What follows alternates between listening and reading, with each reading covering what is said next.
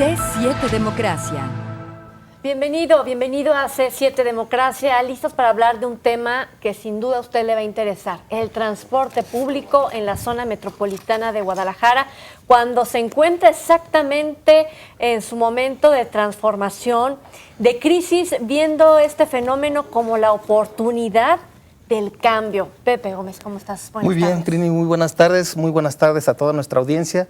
Les damos la bienvenida a una emisión más de C7 Democracia, esta emisión, este esfuerzo conjunto entre C7 Jalisco y el Instituto Electoral y de Participación Ciudadana.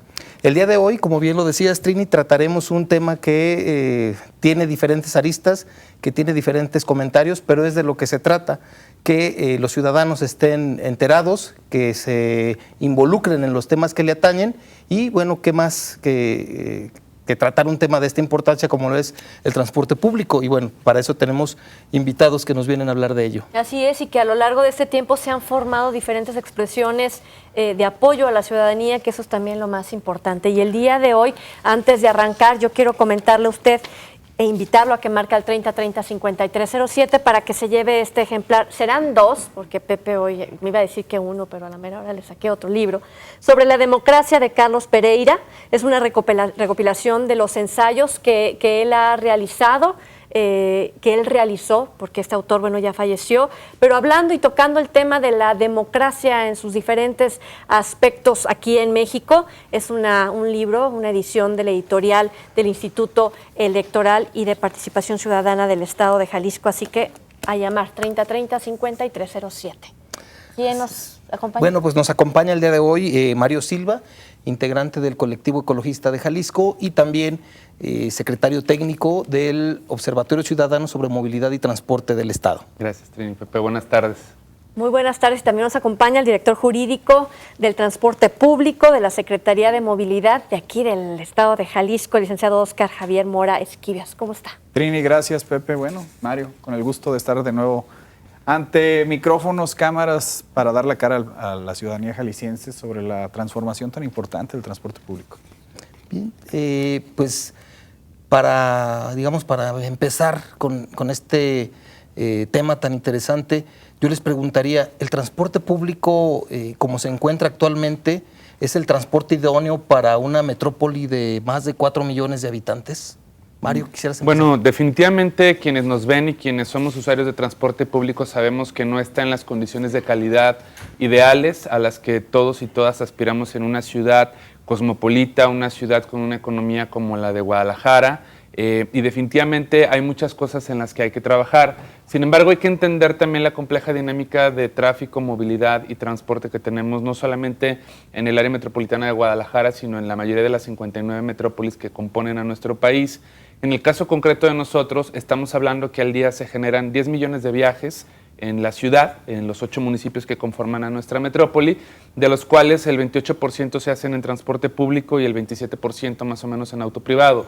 ¿Cuál es la diferencia? Que esos casi 2.8 millones de viajes se hacen en 5,000 unidades, poco más de 5,000 unidades, y estos 2.7 millones de viajes en casi 2 millones de vehículos. Entonces, a pesar de todas estas circunstancias, seguimos creyendo y pensando que el transporte público puede ser una opción importante si lo mejoramos, si incrementamos su calidad y si trabajamos en una serie de temas que podrían ayudarnos a hacerlo todavía más competitivo. Pero en definitiva, no es tal vez el servicio que nosotros estamos aspirando como usuarios, como usuarias, y en eso hay que trabajar. Es importante conocer también el punto de vista de la Secretaría de Movilidad. Sin embargo, vamos a esperar después de la pausa. Tenemos que hacer un breve corte. Yo lo invito a que nos marque 3030-5307 para que se lleve este título sobre la democracia de Carlos Pereira y volvemos. La verdad, muy regular. Más que nada depende de la zona, porque pues yo vengo de allá por el periférico y la verdad allá está muy malo. Y aquí pues un poco mejor porque los choferes pues sí, como que sí le ponen más empeño a su trabajo. C7 Democracia. Según una encuesta de la Cámara de Comercio de Guadalajara, 63% de la población de la zona metropolitana se traslada en camión, 26% utiliza su automóvil y 11% emplea otros medios de transporte para movilizarse.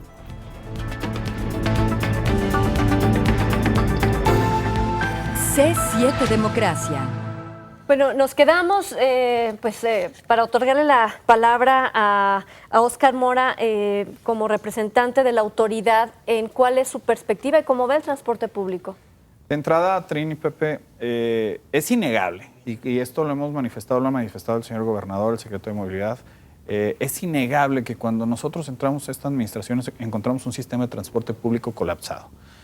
Antes de ser autoridad, Mario, también somos ciudadanos. Y también sufrimos las consecuencias de un transporte público que fue rebasado en su estructura y que fue rebasado en su dinámica, en su conformación. Cuando éramos muy pequeños, Pepe, aquí en Guadalajara, podías subirte a una ruta y sabías a dónde te llevaba, sabías por dónde pasaba.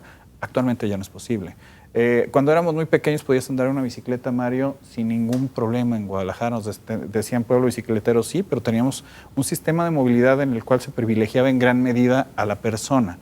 La dinámica de los últimos 18 años fue privilegiar el uso del transporte privado y dejando de lado el transporte colectivo. Y el transporte colectivo no solamente se entiende como los autobuses o los camiones, el transporte colectivo también es el tren ligero, también es el macrobús, también son los taxis, también son las grúas, son todos aquellos que tienen un permiso que otorga el Estado para brindar un servicio público de transporte, que esa es su definición. Nosotros llegamos y una de las premisas iniciales fue, está mal, ¿qué hacemos? Hicimos una revisión integral de la anterior ley de los servicios de vialidad, tránsito y transporte, que se llamaba, que tenía más de 30 años. Y esa ley había sido modificada con algunas cuestiones, pero nunca de fondo. Y nosotros lo que hizo esta administración fue convocar a la sociedad con diferentes métodos, tanto por internet como con foros, Mario, tú participaste en gran medida, como también con actores sociales específicos, con grupos, con ONGs, con personas con discapacidad, para integrar una nueva ley. Una ley que fuera acorde con lo que se vive actualmente en el estado de Jalisco, porque no solamente es para el área metropolitana de Guadalajara, es para todo el estado. Y hay municipios que están peor que Guadalajara. Sí, Lagos de Moreno, Puerto Vallarta. Terrible. San Juan de los Lagos, espantoso. Ciudad Guzmán.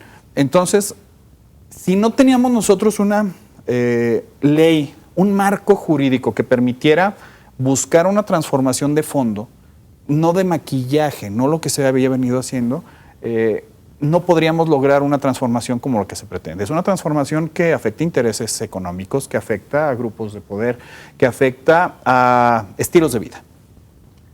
¿Cuándo se da ya el Congreso del Estado en sus procesos normales de legislativo, sanciona y publica la ley de movilidad? Se viene un segundo tiempo, que fue la conformación de un reglamento acorde a esta ley que permitiera que todas esas cuestiones que habíamos integrado a la ley, como de entrada privilegiar a las personas, a los individuos, y que sea lo prioritario de una ley, ya no la automóvil. Antes, recordarán, era ley de vialidad, ahora es ley de movilidad, y la movilidad es cómo se mueve un individuo. El individuo se mueve a pie, se mueve en bicicleta, se mueve en motocicleta, se mueve en diferentes formas. Después de esto y de integrar todo lo que tenía que ver con el individuo, entonces nos fuimos a las diferentes formas de que el individuo se traslada, y este reglamento lo que fue haciendo fue bajando esos conceptos de la ley a una forma de poderlo llevar a efecto. Y en un tercer momento, esto fue en noviembre, el reglamento, y en marzo publicamos por primera ocasión un reglamento específico que tiene que ver con el transporte público en todas sus modalidades, y por eso les decía, la señalo, no solamente es el camión, también es el taxi, también es la grúa, también es el taxi con sitio, esas camionetas que luego generan carga. En fin, por primera ocasión se desagrega de una ley y de un reglamento general el transporte público. Y es ahí donde estamos actualmente, ya en la implementación de los pasos, y quizá me extiendo en la explicación, pero así de extenso ha sido también la articulación. ¿Por qué no podíamos cambiar de golpe y porrazo las cosas? Porque teníamos primero que armar, es como cuando construyes una casa, armas toda la base para poder edificar. Lo que sí es que hay que aclarar que hay atorones, porque la ley puede ser muy clara, muy bonita y muy armoniosa con la movilidad, pero hay atorones.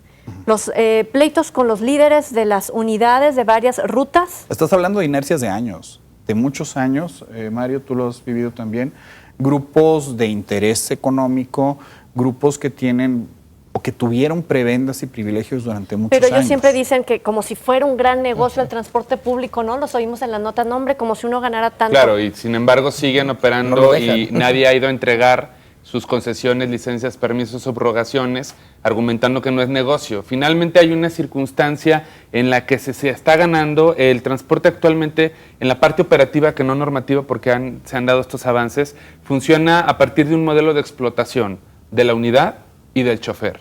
Y obviamente del usuario, porque al final del día el más perjudicado de estas inercias, grupos de poder, conflictos y a veces debilidades y carencias institucionales, porque puede haber buena voluntad, pero no puedes estar teniendo la policía de la policía para estar verificando todo. El usuario, la usuaria, somos quienes padecemos estas circunstancias. Un modelo de explotación porque uno puede ver que le sacan el máximo rendimiento a las unidades, teniéndolas en las peores condiciones en muchas ocasiones. Explotación al chofer por sus condiciones laborales, que también ya se han discutido en muchos Eso casos. ha generado accidentes. Claro, ¿no? Sí. y están sometidos a una presión importante, a una doble criminalización, porque obviamente nadie quiere ser chofer del transporte público. Es muy fácil decir que son los únicos responsables cuando son la cara visible de una compleja red de intereses que hay que empezar a desamarrar. Y al final del día, repito, quienes andamos todos los días en camión lo terminamos viendo. Hace unos momentos en una cápsula decía un usuario, bueno, depende, el servicio regular depende de dónde te muevas y de qué rutas tomes. Hay rutas que funcionan de mucha mejor manera, otras que están en unas condiciones Terrible. que ya por favor, no puede ser esta circunstancia, pero creo que uno de los asuntos que se han ganado ahora, podemos platicarlo más adelante con el tema del Observatorio Ciudadano y otras luchas que se han dado, es incorporar al usuario en los procesos de decisión. El mejor verificador, el mejor evaluador de esto, no somos los grupos ciudadanos, son las personas que están todos los días tomando el camión. Sin duda que se ha formado este instituto también, más allá del Observatorio Ciudadano, también ustedes ya está actuando este instituto. El Instituto de Movilidad. Sí. Sí, claro, el instituto ha publicado normas técnicas para los vehículos, ha publicado diferentes criterios. El instituto tiene es un ente del propio gobierno que te genera todos los criterios técnicos que van a incidir en el transporte de la ciudad y bueno, del estado en el caso específico, pero que además te genera condiciones, por ejemplo, para poder calificar las condiciones de las unidades, que es a lo que hablaba Mario, de esta cuestión de la calificación del servicio. Se publicó una norma técnica del propio instituto, la norma técnica 2014, donde se cambia incluso el modelo de los autobuses que deberán circular en el estado. Ya no vamos a ver autobuses con trompa, los conocidos boxers, son esos autobuses que tienen puntos ciegos y que en gran medida generan la mayoría de los accidentes porque los propios choferes no tienen la visibilidad total. A partir de esta norma técnica y todos los próximos autobuses que se sumen al transporte colectivo deberán ser chatos, como ya han visto en la ruta modelo y como han visto en muchos otros autobuses de los nuevos que ya están circulando por sustitución de unidades antiguas y que están circulando con una identidad muy clara, que son color verde y que tienen unos logotipos de GDL Metropolitano. Eso es una de las acciones que ya tomó el instituto, pero además de este asunto inciden la propia autoridad de la Secretaría de Movilidad con sus diferentes áreas administrativas y concurren la Secretaría de Salud, la Secretaría del Trabajo en la supervisión de las condiciones laborales y las condiciones físicas tanto de los choferes como de las unidades del transporte colectivo. Y esto no es menor, Trini, no es menor, Pepe. La sobreexplotación a la que hace referencia Mario es una realidad. Es una realidad tal que encontramos a choferes que dormían en las unidades trabajando 18 horas por el 6 de descanso y volvían a trabajar. Dormían en las unidades con un tipo de vida sumamente estresante. Se emitieron criterios técnicos para evitar esto. Solamente deben trabajar las horas específicas que la ley del trabajo señala. Condiciones de seguridad social que antes no tenían, ahora es una obligación que la tengan los choferes.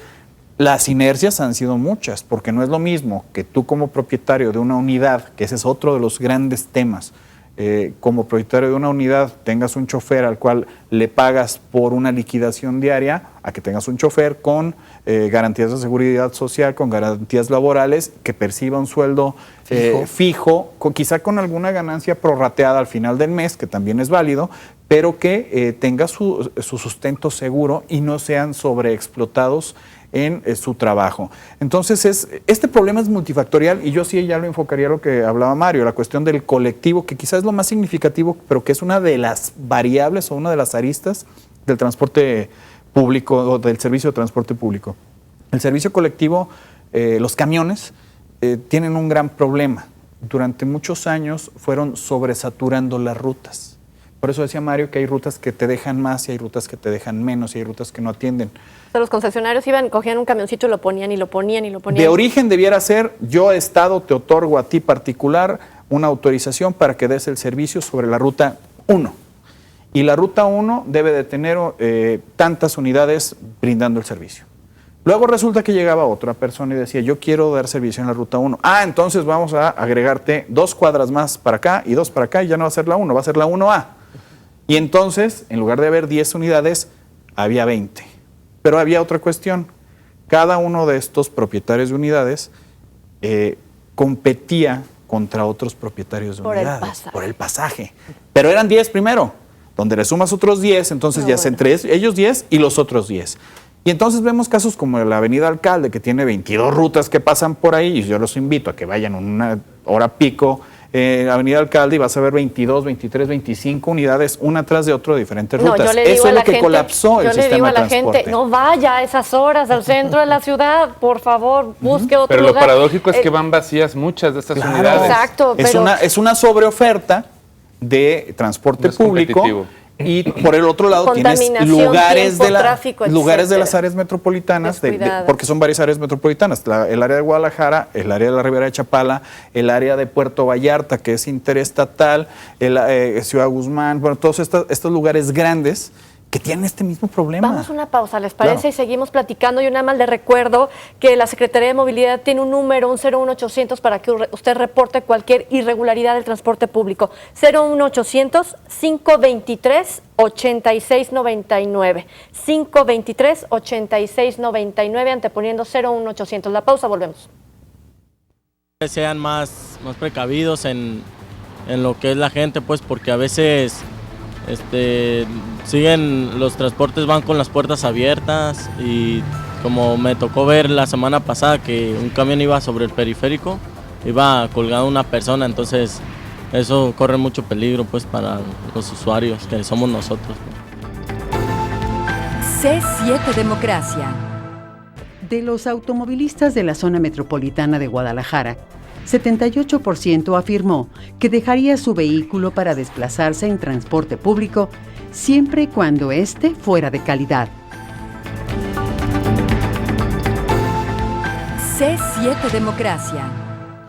Sobre la democracia de Carlos Pereira, estamos listísimos ya recibiendo algunas llamadas. Al final del programa son 2 las personas que se van a llevar este ejemplar de la editorial del Instituto Electoral y de Participación Ciudadana aquí en el estado de Jalisco. Y bueno, Pepe, sin duda, cuando tocamos el tema de la democracia, que es la participación de la ciudadanía en estos temas, pues qué importante es traducirlo al transporte público, ¿no? Así es, y bueno, retomando un poco esta idea, Mario, nos gustaría que nos explicaras un poco qué es el Observatorio Ciudadano sobre la movilidad y el transporte público del Estado, qué están haciendo ahorita, qué se dedican, quiénes lo conforman, ¿no? Bueno, contarles, yo creo que Guadalajara, si bien no es una ciudad que tenga el mejor transporte público del mundo, obviamente no es Estocolmo, Nueva York o Curitiba, Brasil, que tiene también un modelo muy interesante. Sí es una sociedad, la tapatía, que dentro de los últimos 10 años se ha ido estructurando en una masa crítica de organizaciones, gremios, universidades, colegios de profesionistas, la propia iniciativa privada, recordemos por ejemplo los compañeros y compañeras de Guadalajara 2020, y en este tema de la movilidad y el transporte han habido muchas propuestas, ha habido mucho trabajo ciudadano, y este tema del observatorio creo que es la consecuencia natural de agendas y posturas muy críticas que se han ido impulsando.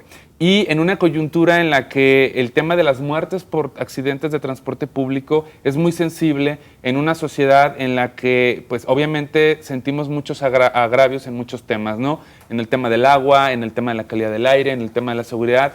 Entonces, de pronto que haya personas, estudiantes, mujeres, niños, que mueran esperando en una parada de camión por un servicio que los debe de conectar con su trabajo, con las escuelas, con el esparcimiento, pues duele y duele mucho. Evidentemente muere más gente atropellada por accidentes vehiculares. El histórico que tenemos de transporte público del año 97 para acá es de más de 1,100 personas que han, pues, lamentablemente fallecido. Este año llevamos 28 víctimas y en ese contexto, cuando pasa este asunto de la preparatoria número 10 en el mes de marzo, me parece que desde el gobierno de Jalisco analizan dar realmente una señal muy contundente y decir, a ver, hay una situación que ya no es contenerla, es detenerla y revertirla. Y en ese sentido se toma la decisión por parte del gobernador de crear el Observatorio Ciudadano de Movilidad y Transporte Público del Estado de Jalisco. Nuestro mandato no nada más es aquí en el área metropolitana, tenemos que trabajar en todo el estado. Se integra con 15 instituciones, 6 universidades, 4 organizaciones civiles, 2 representaciones empresariales, 2 organismos sociales, la FEU y el CESJAL, y finalmente la Organización Panamericana de la Salud como otro invitado más. Este observatorio tiene una característica muy peculiar, que es que nuestras recomendaciones son obligatorias y vinculantes. Es el primero, yo creo, en América Latina que funciona, bueno, el Instituto Electoral, que han hecho muchos estudios sobre democracia y participación ciudadana, lo sabe, que una de las grandes broncas o retos que tenemos en materia de democracia es cómo logramos que la participación ciudadana realmente sea efectiva. Sí, que no sean llamadas a misa. Claro, ¿no? y yo te puedo decir mi histórico de consejos ciudadanos en los que he participado, que digo, bueno, si hubiera cobrado yo por minuto de hora sentado ya sería millonario, pero no es el punto es cómo lo que proponemos en estos espacios, porque tienes talento de gente que de manera desinteresada aporta cosas para que las políticas públicas sean mejores. Esa es la gran ventaja de este observatorio. Se conforma el 8 de abril de este año. Queda como coordinador el licenciado Alberto Galarza, que es el líder de la FEU, y yo por parte del colectivo Ecologista Jalisco como secretario técnico, y el 8 de mayo se hace la primera recomendación, la primera macro recomendación que se le llamó en los medios, con 12 medidas que se estaban priorizando por la importancia que tienen para este debate, y hay que entender al observatorio como un catalizador de los cambios, como un acelerador de cambios, como si fuese una acupuntura urbana, en donde más duele, pues ahí vamos a poner la aguja que se va a inflamar más, pero eventualmente esto nos va a ayudar a que las cosas se aceleren. Creo que ha sido positivo. Prepago, por ejemplo, ha sido un tema que nosotros demandamos de manera inmediata. Entendemos que no de la noche a la mañana esto va a ocurrir, pero desde el año 2005 los transportistas han ido incumpliendo los acuerdos. En el 2005 se les dio, mediante acuerdo administrativo, un subsidio para tener el prepago instalado. En el 2010 sale una norma técnica para tener el prepago, esta tarjeta electrónica, y pagar como ya funciona en pretren, macrobús y tren ligero con el cambio exacto. Y no lo tenemos. Entonces, obviamente el observatorio no podía decir un año más para que los transportistas, no, ya han incumplido. Hoy día, a partir de la recomendación, en el mes de julio lanzan la licitación ya para el Ejecutivo y todo este tema. ¿En qué paso van ahí, Oscar, en esto del prepago? Miren, es un tema, como bien lo señala Mario, es un tema muy complicado. De entrada, ya uno de los sistemas que estaban funcionando ya tienen un sistema de prepago que fue concesionado. Hay una cuestión de homologación de un software, de un método que les permita a todos los concesionarios tener este acceso al sistema. Implica además que haya un sistema físico en cada unidad que permita los pagos, o en el caso específico de las estaciones o subestaciones que haya el pago. Es uno de los temas técnicos, quizá de los más complicados, pero efectivamente, como bien lo señala Mario, ya se les había dado la oportunidad, ya tenían de 2005, ya tenían de 2010, nosotros entramos en 2013. Y a resultas de esta macro recomendación que además, y hay que decirlo también, en un principio a todos, quizá a los que más les asustó fue a los propios transportistas diciendo ¿por qué la sociedad civil va a participar ahora en temas del transporte? Porque era una demanda, era prácticamente una obligación del Ejecutivo el agregar a la sociedad, que había sido además, fue una cuestión coyuntural tremenda, terrible, el accidente de la Prepa 10, pero que detonó una participación activa dentro del propio gobierno. Ya no unas voces discordantes, voces solas, grupos heterogéneos por todos lados exigiendo tal o cual cosa, sino ya es un colegiado, un cuerpo colegiado como el que tiene el observatorio, que tiene una agenda común, que tiene además cuestiones que son además cumplibles. Las recomendaciones no han sido incumplibles, son cumplibles, hay tiempos, hay pasos, hay cuestiones que también ellos ya comprendieron que la propia inercia de la administración pública, la propia inercia de la operación de estas políticas públicas tardan un tiempo, pero hay cuestiones ¿Cómo que va? sí. Retomando el tema del prepago, ¿cómo van? Ya se lanzó la licitación, ya estamos en los tiempos en los que se deberá cumplir. Será pública. Para saber la empresa que va a otorgar el sistema. Y a partir de entonces será la implementación gradual. ¿Cuánto tiempo les va a dar al transporte? Todo el proyecto está para arrancar este año y será gradual. Miren, la cuestión de la renovación del transporte pasa por varias cuestiones también de carácter técnico. Las armadoras de las unidades que están circulando, cuando hacen un pedido de un autobús, se tardan entre 4 y 6 meses en entregarlo. Entonces nosotros no podríamos exigir que se renovara de inmediato los 5,000 y pico de unidades del área metropolitana, más los del resto del estado, pero sí podemos ir gradualmente ejecutando, quizá por ruta, quizá por localidad, esta implementación tanto del prepago como de otras cuestiones que son inherentes al mismo.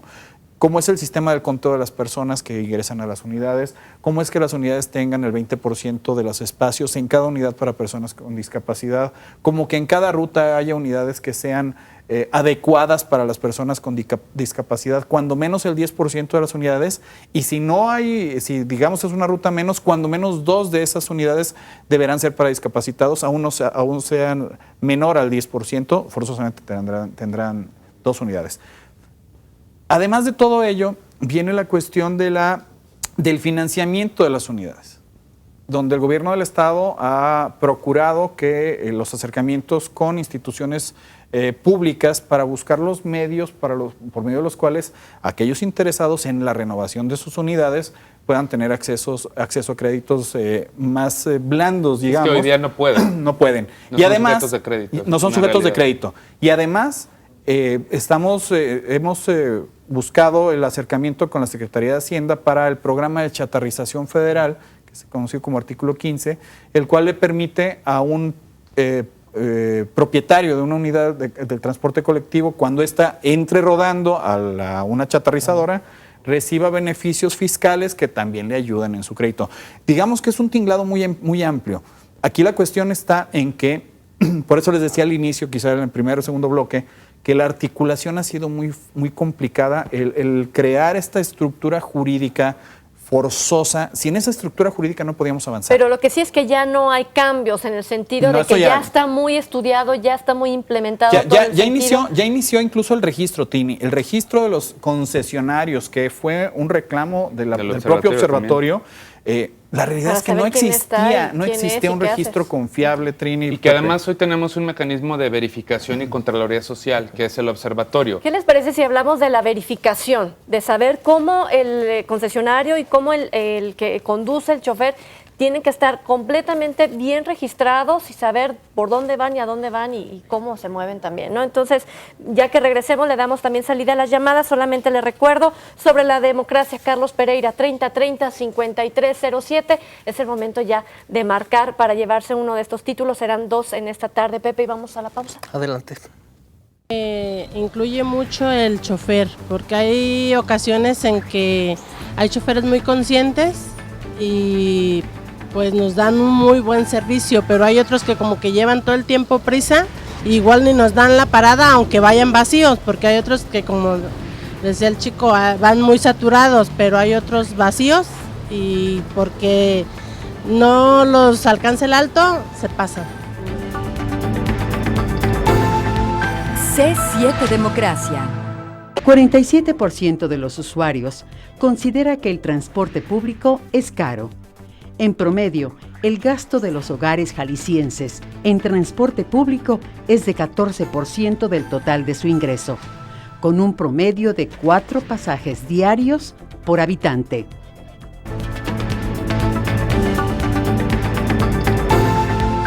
C7 Democracia. Muchas gracias por sus llamadas. Anónimo, personas que no nos dan su nombre, empezar a educar a la gente a que se exprese de lo que está mal, una parte bien importante de la cultura. El transporte público no tiene calidad, debemos fomentar la libertad de expresión, de que la gente dé su opinión para que exista democracia. Así es, otro anónimo, Trini, nos dice, los usuarios no hacemos nada, solo aceptamos y no decimos nada, no hay calidad. No existe ese concepto en esta sociedad, falta que exijamos calidad, control y hay que ser más estrictos de ambos lados. El transporte público está manejado por líderes que se enriquecen. David Duval del Tapatío, los choferes no manejan como deben, las unidades son muy sucias, saturadas, no dan boleto, la calidad del transporte es cara. Dice que se centran mucho en los estudiantes y personas de la tercera edad y no hay nadie que abone para ellos. Mari López de San Eugenio también nos felicita por el tema, felicita a los invitados y dice que hay demasiados camiones en el centro, que es necesarias más líneas del tren ligero. Consuelo Nuño de Puerto Vallarta, un saludo a todos, por supuesto. Su esposo es permisionario, tiene detenidos los tarjetones desde hace 4 años, no les han dado respuesta. ¿Qué puede hacer? Por favor, señora Consuelo, nos vuelve a llamar para que nos dé su teléfono, porque inmediatamente se lo entrego aquí a la Autoridad de Movilidad. Sí, Francisco Javier Medina también dice que se apunta para el libro y felicita a los invitados por exponer así el tema. De Huentitán el Alto, David Andalón participa para el libro y respecto al macrobús dice que es un mal servicio, ya que vienen saturados y no hay lugar para sentarse. Entregaron 400 firmas para que abrieran la puerta del lado sur, el mirador, y no lo han hecho. Jorge Müller también nos dice que el problema del servicio de camiones se acabará el día que se acabe la corrupción en las autoridades. Jazmín Clarisa Martínez participa para el libro. Y Marisela Vera dice, ¿cómo reportar a una compañía de autobuses? Pésimo servicio. Dice, la compañía PAD sufre con este pésimo servicio. Vamos a 42 grados centígrados y no tienen aire acondicionado y nos tratan muy mal. Es también a través de la cuenta de Twitter, @transportejal. Así es. O al 01800-523-8699. Así es. Y nos quedamos con 2 preguntas bien importantes, ¿no? Las prioridades para el... Bueno, definitivamente darle voz a los usuarios. Qué bueno que todas estas llamadas están enfatizando la falta de participación y de efectos de esta participación, y en la agenda del observatorio hay 2 cosas. Iniciar el proyecto de certificación y verificación con usuarios y usuarias que puedan participar en estos operativos inspirados en los modelos de observación electoral. Te registras, te capacitas ante el observatorio, se te convoca a estos operativos y vamos a empezar a involucrar a usuarios y usuarias en este sentido. Y el segundo, que estamos trabajando con la Dirección de Transporte Público en el sistema de atención y seguimiento a quejas, porque lo que queremos es que en Twitter o en este número de teléfono que decías, Trini, lo que derive realmente el usuario sepa que terminó en sanción, en llamada de atención, en retiro de la unidad o en alguna cosa, porque también como ciudadanía, para poder seguir denunciando, debemos sentir que nuestra verificación de las cosas tiene un efecto. Yo le diría a todas las personas que nos ven y que participaron con sus llamadas, sigan utilizando el transporte público, sigan monitoreando. Necesitamos que más ojos de personas en calle nos ayuden a mejorar esto. En breve el Observatorio Ciudadano va a lanzar su página web y otros teléfonos y otros mecanismos. Espero que nos inviten aquí al programa para darlo a conocer. Y también a los compañeros y compañeras de Puerto Vallarta y de las otras regiones que ven este programa en el estado de Jalisco, el Observatorio también pronto va a ir a hacer chamba por allá. Allá no se ven tantas cosas, no tenemos los ojos por allá, pero no se nos olvida que el transporte público debe ser digno en todos los rincones del estado. Oscar, hay que resumir también porque estamos por terminar. Sí, mira, premisas principales, como ustedes saben, ya se lanzó la convocatoria, ya se inició el registro de los concesionarios del transporte colectivo, deberá terminar en 2 meses aproximadamente y esto dará una certeza a todos los ciudadanos y al propio gobierno de quiénes son, dónde están y en qué forma están operando el transporte público. Se consolidan las rutas, se crean los primeros corredores consolidados troncales donde habrá unidades que podrán ser biarticuladas de las grandes. También vienen unidades biarticuladas para el macrobús, para quien estuvo comentando. Viene, como todos saben, la línea 3 del tren ligero que va a permitir el traslado en 33 minutos desde la carretera Tezistán hasta la nueva central camionera. Son un poco más o menos 24 kilómetros los que tendrá. Son casi 4 años de construcción. Pero de entrada ya los primeros corredores se verán este año. El próximo año la pretensión es llegar a cuando menos 60 corredores consolidados con una sola concesión de ruta única. No como estamos actualmente con concesiones sobre unidades, sino que estaremos con una concesión con las unidades que sean necesarias para brindar el servicio con todas las rutas consolidadas. Decíamos que nos alcanza para otra hora, pero tenemos que concluir, Pepe, y yo creo que es importante también entregarles sus libros a los que llaman. Así es. Bueno, pues aquí los invitados que nos sugieran un papel para Muchas el gracias. nombre del... A ver, Mario, por favor. Si quieres me muevo un poquito. No, hombre, vaya, es un anónimo. Ah, no, Entonces, pues, bueno. Yo digo el nombre del que saqué, Sí. Luis Alberto Casas Martínez. Ahí está. Y Francisco Javier Medina López. Francisco Rojas González, 155, esquina Avenida México, Colonia Ladrón de Guevara, aquí en Guadalajara, muy cerquita en el cruce con López Mateos y Avenida México. Así es, Trini. Y pues bueno, llegamos al final de una emisión más de C7 Democracia. Los esperamos la siguiente semana con otro tema de interés para la agenda pública. Gracias a nuestros invitados también. Gracias a ustedes. Y a trabajar. Muchísimas gracias. Muchas gracias.